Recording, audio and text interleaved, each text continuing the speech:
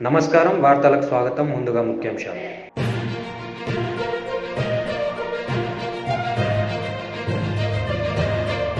దేశంలోనే అతిపెద్ద హెలికాప్టర్ తయారీ ప్లాంట్ ను ప్రారంభించిన ప్రధానమంత్రి నరేంద్ర మోడీ.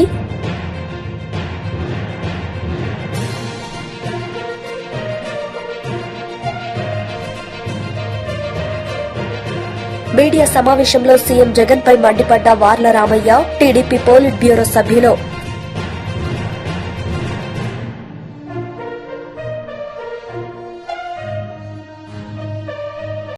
కర్ణాటకలో దేశంలో అతిపెద్ద హెలికాప్టర్ తయారీ ప్లాంట్ను ప్రధానమంత్రి నరేంద్ర మోడీ ఈ రోజు ప్రారంభించారు.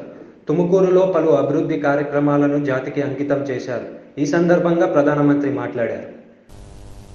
ढेर सारे पुराने झूठों को और झूठे आरोप लगाने वालों का पर्दाफाश कर रही है। हकीकत खुद बोल रही है। आज वही एचएएल भारत की सेनाओं के लिए आधुनिक तेजस बना रहा है। विश्व के आकर्षण का केंद्र है। आज एचएएल डिफेंस सेक्टर में भारत की आत्मनिर्भरता को बल दे रहा है। साथियों, आज यहां तुमकुरु इंडस्ट्रियल टाउनशिप के लिए भी काम शुरू हुआ है। फूड पार्क, हेलीकॉप्टर कारखाने के बाद तुमकुरु को मिला एक और बड़ा उपहार है। जो ये नया इंडस्ट्रियल टाउनशिप होगा, इससे तुमकुरु कर्नाटका के ही नहीं बल्कि भारत के एक बड़े औद्योगिक केंद्र के रूप में विकसित होगा। ప్రధానమంత్రి నరేంద్ర మోడీ ఈ రోజు కర్ణాటకలోని బెంగళూరులో ఇండియా ఎనర్జీ వీక్ 2023ని ప్రారంభించారు. ఈ సందర్భంగా ప్రధాని మాట్లాడుతూ భారతదేశం ఇంధన రంగంలో పెట్టుబడి అవకాశాలను అన్వేషించాలని గ్లోబల్ ఇన్వెస్టర్లను కోరారు.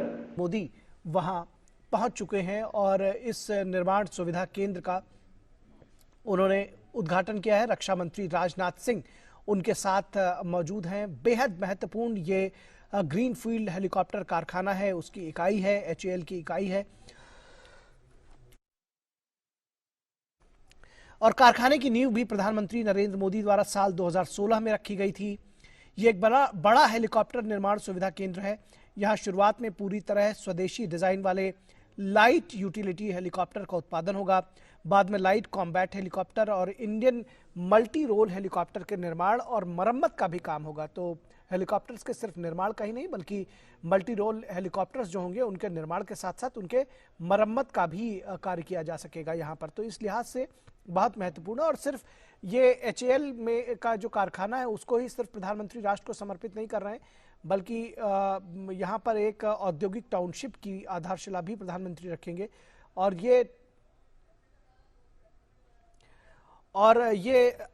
4,884 एकड़ में फैली हुई औद्योगिक टाउनशिप का विकास 3 चरणों में होगा। तो फिलहाल जो ये लाइट कॉम्बैट हेलीकॉप्टर्स की बात हो या जो लाइट यूटिलिटी हेलीकॉप्टर्स हो और आत्मनिर्भर रक्षा क्षेत्र में निर्भर भारत की जब बात होती है तो ये निश्चित तौर पर एक मील का पत्थर साबित होगा। हमारी संवाददाता नंदिता डागर इस पूरी खबर पर बातचीत करने के लिए हमारे साथ जुड़ी हुई है। नंदिता, आपसे जो एचएएल का ये कारखाना है इसकी खासियत के बारे में तो जानेंगे ही, पहले अपने दर्शकों को बता दें कि ये जो एक प्रोटोटाइप, एक मॉडल प्रधानमंत्री को सौंपा गया है हेलीकॉप्टर का और यहाँ पर उन्होंने इसको राष्ट्र को सौंपने की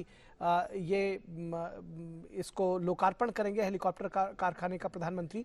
साल 2016 में इसकी नींव भी प्रधानमंत्री ने रखी थी। तो कितना खास, कितना महत्वपूर्ण और रक्षा क्षेत्र में जब हम आत्मनिर्भरता की बात करते हैं तो उसके लिए कितना बड़ा ये कदम देख रही नंदिता?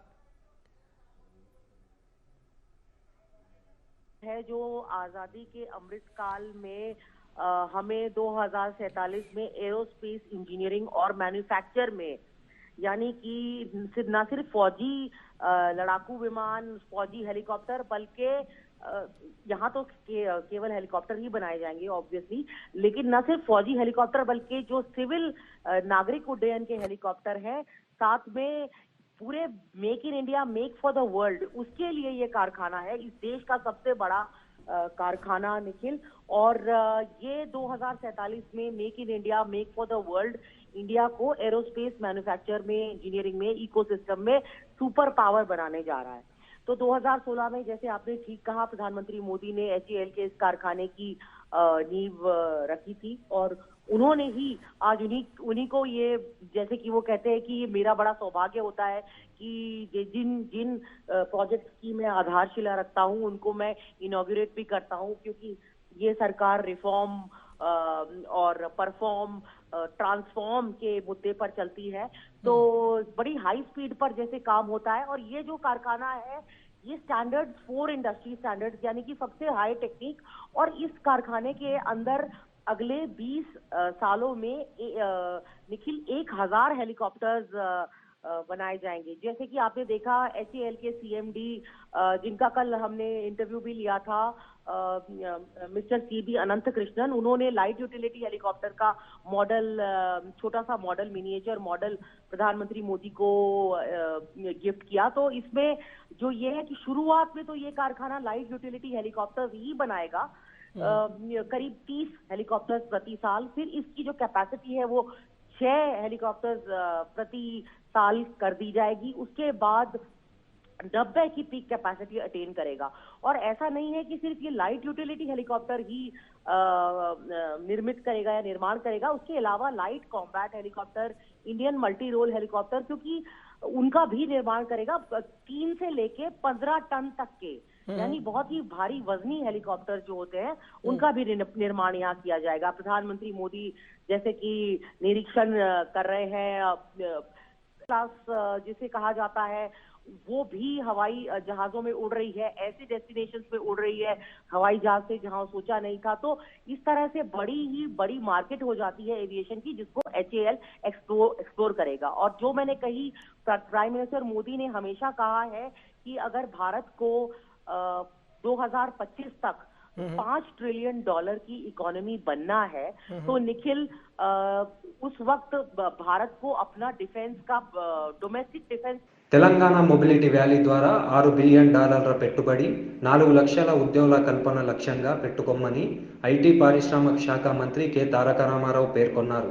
తెలంగాణ ప్రభుత్వం ప్రారంభించిన ఈ మొబిలిటీ వీక్ లో భాగంగా రెండో రోజు జరిగిన ఈవీ సదస్సులో మంత్రి కేటీఆర్ పాల్గొన్నారు. The Hyderabad e-mobility week also includes Rally Hyderabad, which was organized yesterday, the 5th of February, with an objective to promote electric mobility amongst citizens, and it saw a participation of more than 1,000 electric vehicles going on a procession in 2 different routes in the city. Hyderabad e-motor show will also be organized on the 8th of February, the coming Wednesday, which will provide a platform to the automotive companies, startups and other large OEMs to showcase their next-gen EV models. To showcase the power of e-mobility, I am also proud to announce that Hyderabad will be the first city in India to host the Formula E race happening on 11th of February. This e-tree coming to Hyderabad and India for the first time ever is a testament to the direction of progress India has taken. Telangana, the youngest state in India, is already the hub for clean energy in India. The state of Telangana is now the second largest producer of solar energy per unit land mass in the country. 20% of Telangana's energy output comes from solar. The state has already installed more than 5,000 gigawatts of solar energy.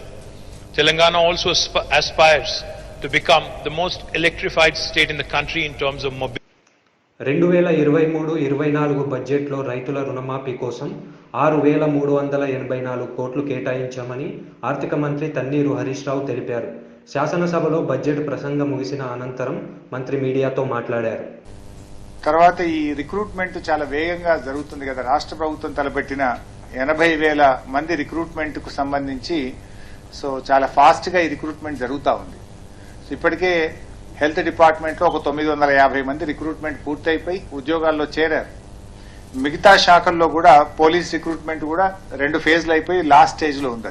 Final stage is happening. అందువల్ల recruitment లో కొత్త ఉద్యోగులు కూడా add అవుతారు కనుక budget లో employees salaries and pensions లో ఒక 1000 crores న్యూ రిక్రూటీస్ కోసం బడ్జెట్ లో ప్రవేశపెట్టుకోవడం జరిగింది. తర్వాత ఇంకో క్లారిటీ కూడా ఇచ్చినాం ఏంటంటే కాంట్రాక్ట్ ఉద్యోగులు 11,000 మంది కాంట్రాక్ట్ ఉద్యోగులు education department, health department and other departments లో కూడా కాంట్రాక్ట్ ఉద్యోగులు ఏదైతే ఉన్నారో వారందరి రెగ్యులరైజేషన్ ను April 1 నుంచి అమల్లోకి తెస్తామని ఈసారి ఇంకో స్పష్టత ఇచ్చాం. ఇది గతంలో ప్రభుత్వం వారికి ఇచ్చిన మాట. ఆ ప్రకారంగా వారందరినీ April 1 నుంచి రెగ్యులరైజ్ చేస్తామని ఈసారి బడ్జెట్ లో ఆ క్లారిటీ ఇచ్చాం. లీగల్ ఎయిర్ డిఫెన్స్ సిస్టమ్ తెలంగాణలో అందుబాటులోకి తీసుకురావడంపై high court chief justice Ujjal Bhuyan సంతోషం వ్యక్తం చేశారు.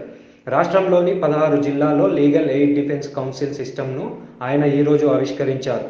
16 districts will be in due course of time will be extended to all the districts of Telangana so that in reality we have people can have access to justice.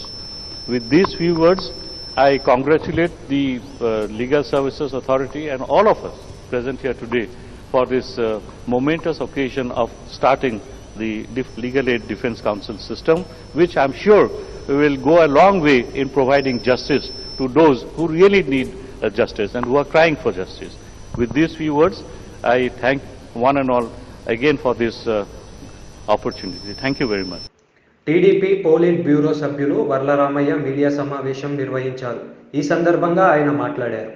ముఖ్యమంత్రిత్వం మొదలైన రోజు నుంచి ముఖ్యమంత్రిగా ప్రమాణ స్వీకారం చేసిన నాటి నుంచి కూడా పోలీసు వ్యవస్థ దిగజారిపోతూ ఉన్నది. ఈ రోజున ఏ స్థాయికి చేరింది పోలీసు వ్యవస్థ అని ఒక్కసారి మనం బేరీజ్ వేసుకుంటే ముఖ్యమంత్రి గారు కానీ అధికార పార్టీ వారు కానీ దున్నపోతు ఈనిందంటే ఘాటన కట్టేయటానికి పరుగులు తీస్తున్నారు పోలీసులు. దున్నపోతు ఈనిందని ముఖ్యమంత్రి కానీ వారి శాసనసభ్యులు కానీ అధికార పార్టీ ఎమ్మెల్యేలు కానీ నాయకులు కానీ ఎవరన్నా చెబితే పోలీసు వ్యవస్థ ఎలా ఉన్నదంటే ఆ దున్నపోతు ఈనితే ఆ దూడని ఘాటన కట్టేయటానికి పరుగులు తీస్తూ ఉన్నది తప్పితే ఐపీఎస్, ఏపీపీఎస్, ఏపీపీలు వీళ్ళందరూ ఏమైతారే ఒక్క క్షణం ఆలోచించరా గౌరవ డైరెక్టర్ జనరల్ ఆఫ్ పోలీస్? అయ్యా ముఖ్యమంత్రి గారు దున్నపోతు ఈనదండి, అది మగజాతి అండి, గేదె ఈనుతుంది సార్ అని చెప్పలేని దుస్థితిలో ఈ రోజున director general of police Rajendranath Reddy గారు ఉండటం పోలీసు వ్యవస్థకి సిగ్గుచేటు. అందుకే దిగజారిపోయింది. సవాంగ్ గారు హయాంలో అదో రకమైన దిగజారుడైతే మీ హయాంలో ఇంకొక రకమైన దిగజారుడు అయిపోయింది. మన దిగజారుడు మాత్రం సేమ్ కామన్. ఎందుకు ఇంత పరుషంగా? ఎందుకంటే మీలో కూడా రోషం వస్తుందని చెప్పి నేను మాట్లాడుతున్నా. ఇలాగా దాదాపు 28 సంవత్సరాలు పోలీస్ అధికారిగా పనిచేసిన ఈ శాఖ పట్ల ప్రేమ అభిమానం ఉన్న వ్యక్తిగా నేను చాలా బాధపడుతూ తెలియజేస్తున్నా. దిగజారిపోతూ ఉన్నది ఈ రోజున పోలీసు వ్యవస్థ. సమాధానం ఏంటండి వర్లరామయ్య గారు, మీరు కూడా పోలీస్ ఆఫీసర్ కావండి, why are you talking like this అనే ధైర్యం చేయండి ఎప్పుడన్నా మీరు. ఓపెన్ డిబేట్కి మీరు కాదు, సీనియర్ ఆఫీసర్ మిమ్మల్ని పిలవట్లా. You send somebody with me for an open debate on the department and its administration and its ongoing activities. Open debate ki pampandi, send some officer. ఎందుకని అంటున్నాను నేను. నిన్న అటు తన్నీరు వెంకటేశ్వరరావు అని ఒక కానిస్టేబుల్ ఎందుకు చీఫ్ మినిస్టర్ని ఆ రకంగా దుర్భాషలు ఆడవలసి వచ్చిందండి? దుర్భాషలు ఆడటం తప్పు, దుర్భాషలు నేను సమర్థించటం లేదు. కానీ ఎందుకు ఆ పరిస్థితి వచ్చింది యాజ్ ఎ డైరెక్టర్ జనరల్ మీరు ఆలోచించారా? ఎందుకంత ఫ్రస్ట్రేషన్ వచ్చింది ఆ కానిస్టేబుల్కి? ఎందుకు ముఖ్యమంత్రిని అంత తీవ్రంగా ఎందుకు అతను బూతులు తిట్టవలసి వచ్చింది? వాడి ఫ్రస్ట్రేషన్కి కారణాలు వెలికి తీశారా మీరు as a director general of police? నేను అన్నాను కదా, మీరు దున్నపోతు తినిందంటే ఘాట్ను కట్టేస్తున్నారు, ప్రయత్నం చేస్తున్నారు. వాడు ముఖ్యమంత్రిని తిట్టారు, అరెస్ట్ చేశారు, లోపల పడేశారు. అయిపోయింది అనుకుంటున్నారా? ఎందుకు అతన్ని అరెస్ట్ చేసిన పోలీసులందరూ కూడా వాడిని ఎందుకు అభినందించారు తెలుసా మీకు? జైల్లో ఉన్న వాళ్ళు కానీ మళ్ళీ నేనంటే వాళ్ళ మీద పడతారు. మీరు వెళ్ళి ఎట్లా ఉందంటే మీ పద్ధతి చాలా, నేను ఇప్పుడు అంటున్నాను, ఆ పోలీసులందరూ కూడా కానిస్టేబుల్ని సమర్థించారు.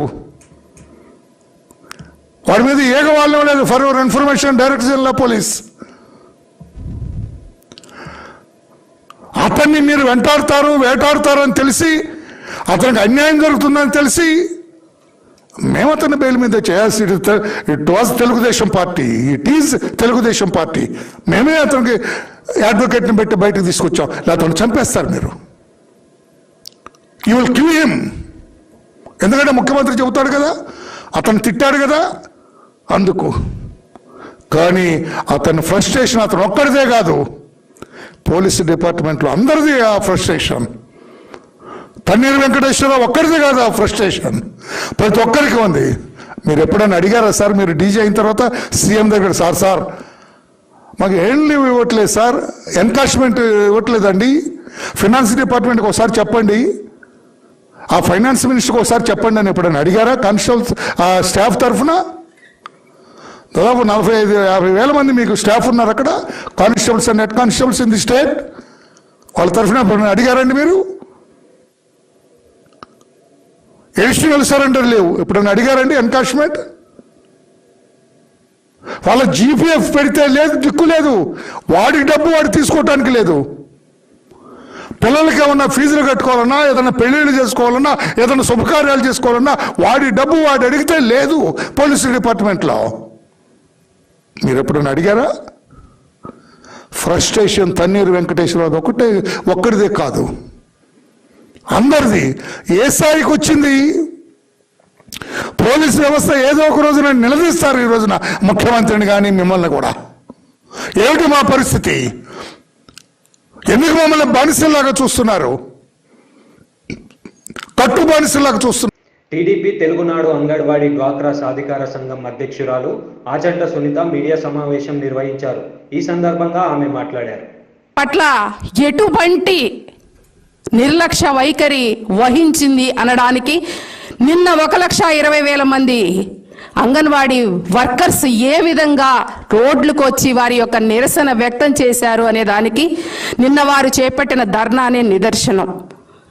ఎంతో గొప్పగా జగన్మోహన్ రెడ్డి అధికారంలోకి వచ్చే ముందు పాదయాత్రలో చాలా ఆచరణకు సాధ్యం కాని హామీలు ఇచ్చి తన యొక్క నవరత్నాలు, అవి మోసపు రత్నాలు, విషపు రత్నాలు హామీలు ఇచ్చి అంగన్వాడీ కార్యకర్తలకు జీతాలు తెలంగాణలో కన్నా ఎక్కువ ఇస్తానని చెప్పి అబద్ధాలు చెప్పి అధికారంలోకి వచ్చిన తర్వాత ఇంతవరకు మీరు ఒక్క 1,000 రూపాయలు తప్ప ఒక్క రూపాయన్న వాళ్ళకి పెంచారా జగన్మోహన్ రెడ్డి గారు? 7,000 రూపాయలున్న జీతాన్ని 10,500 వరకు అంగన్వాడీ కార్యకర్తల కష్టాన్ని గుర్తించి వాళ్ళకి శాలరీస్ పెంచినటువంటి ఘనత తెలుగుదేశం పార్టీది. ఆ రోజు చంద్రబాబు నాయుడు గారు ముఖ్యమంత్రిగా ఉన్నప్పుడు మాత్రమే. ఈరోజు 3.5 సంవత్సరాల కాలంలో వారికి జీతాలు పెంచటమూ లేదు, వారికి కావలసినటువంటి న్యాయబద్ధమైనటువంటి డిమాండ్స్ని నెరవేర్చే విషయంలో రాష్ట్ర ప్రభుత్వం ఏ విధంగా ఘోరంగా విఫలమైందనడానికి నిన్న జరిగినటువంటి ధర్నా, రాష్ట్ర వ్యాప్తంగా అంగన్వాడీలందరూ ఏ విధంగా వారి యొక్క గళాల్ని రోడ్డు మీదకి వచ్చి రాష్ట్ర ప్రభుత్వం మీద నిరసన తెలియచేశారు అంటే, ఇంతకన్నా మీకేం కావాలి జగన్మోహన్ రెడ్డి గారని మేము అడుగుతా ఉన్నాం. ఎంతో గొప్పగా జగన్మోహన్ రెడ్డి అధికారంలోకి వచ్చిన తర్వాత నాడు నేడు అని చెప్పేసి రంగులు వేయడం, రంగులు తీయడం. ఆ రోజు చంద్రబాబు నాయుడు గారు చేసినటువంటి అభివృద్ధి తప్ప ఏ ఒక్కటన్నా మీరు ఈరోజు మీకంటూ మీగా ఈరోజు రాష్ట్ర ప్రభుత్వంలో చేసినటువంటి పరిస్థితి ఉందా అంటే, అంగన్వాడీ సెంటర్స్ గతంలో మనోవికాస కేంద్రాలుగా ఉండేవి. ఈరోజు అంగన్వాడీ సెంటర్స్కి వెళ్తే సమస్యల వలయంలో కొట్టుమిట్టాడుతూ కనీస సౌకర్యాలు లేక కనీస శిథిలావస్థలో ఉన్నటువంటి బిల్డింగ్స్లో స్కూల్స్ నడుపుతూ ఎటువంటి దీనమైనటువంటి పరిస్థితిలో అంగన్వాడీ సెంటర్స్ ఉన్నాయి అనటానికి ఈరోజు జగన్మోహన్ రెడ్డి గారు తాడేపల్లి ప్యాలెస్లోంచి బయటకు వచ్చి పాపం ఆ కన్సర్న్ మంత్రి గారు, స్త్రీ శిశు సంక్షేమ శాఖ మంత్రి గారు అమ్మ ఉషశ్రీ చరణ్ గారు, యదా ముఖ్యమంత్రి తదా మంత్రివర్గం, మీ యొక్క ముఖ్యమంత్రి గారు కోట్ల రూపాయలు దోచుకుంటా ఉంటే మీరక్కడ పాపం మంత్రి పదవి రానే వచ్చింది.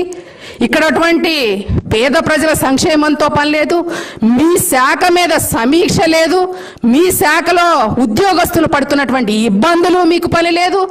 కానీ కోట్ల రూపాయల విలువ చేసే ల్యాండ్ స్కాములు మాత్రం మీరు చక్కగా సెటిల్ చేసుకొని దీపం ఉన్నప్పుడు ఇల్లు చక్కబెట్టుకోవాలని చెప్పి మీకు మంత్రి పదవిని అడ్డం పెట్టుకొని రాష్ట్రంలో మీ యొక్క ఏరియాలో ల్యాండ్ కబ్జాలు చేసుకునేటువంటి పరిస్థితిలో మీరున్నారు తప్ప ఈరోజు మీ శాఖ మీద కనీస సమీక్ష ఉందా?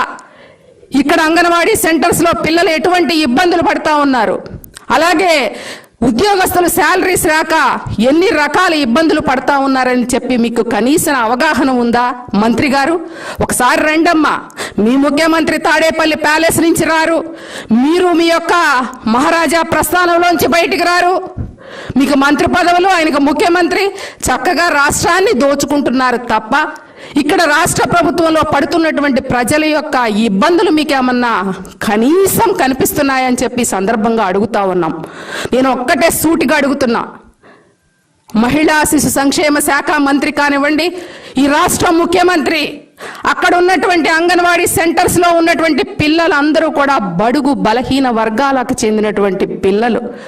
నిజంగా జగన్మోహన్ రెడ్డి ధనదాహం అంటే నిజంగా బడుగు బలహీన వర్గాలకు పెట్టాల్సిన ఫుడ్లో కూడా తన కమిషన్లకు కక్కుర్తిపడి నాణ్యమైన ఫుడ్ పెట్టకుండా పిల్లల్ని ఏ విధంగా ఇబ్బంది పెడుతున్నాడు అంటే నిజంగా జగన్మోహన్ రెడ్డి ఒక్కటే చెప్తా ఉన్నాం, ఆ పేద బిడ్డల తాలూకా ఉసురు మీకు కానీ మీ ప్రభుత్వానికి తప్పకుండా తగులుతూ ఉంటుంది.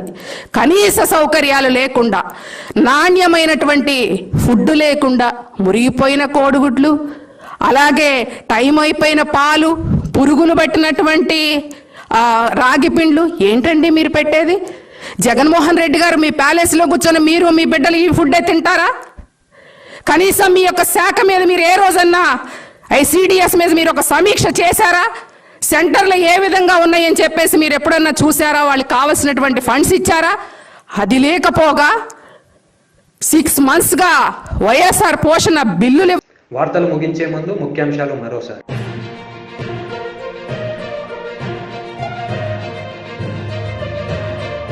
దేశంలోనే అతిపెద్ద హెలికాప్టర్ తయారీ ప్లాంట్ ను ప్రారంభించిన ప్రధానమంత్రి నరేంద్ర మోడీ.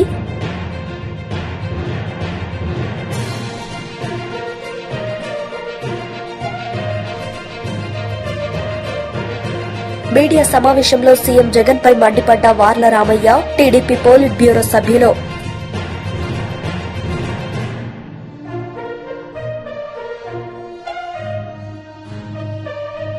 ఈ వార్తలు ఇంతటితో సమాప్తం. తిరిగి ప్రసారమయ్యే వార్తల్లో మళ్ళీ కలుద్దాం. అంతవరకు సెలవు. నమస్తే.